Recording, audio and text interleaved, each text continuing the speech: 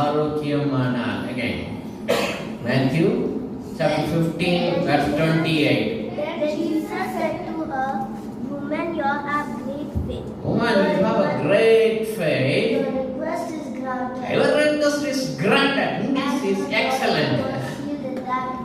Because your faith is great, so your request is granted. உன்னுடைய விசுவாசம் மிக பெரியது, ஆகையால் ஜெபம் கேட்கப்பட்டது, உன்னுடைய வேண்டுதல் கேட்கப்படாது. நல்ல கவனிங்க. அதனாலதான் கர்த்தர் மேல் இருக்கிற கண்ணும் கர்த்தர் மேல் இருக்கிற நம்பிக்கையும் ஒரு நாள் மாறிடக்கூடாது. Whatever goes wrong, let it go wrong.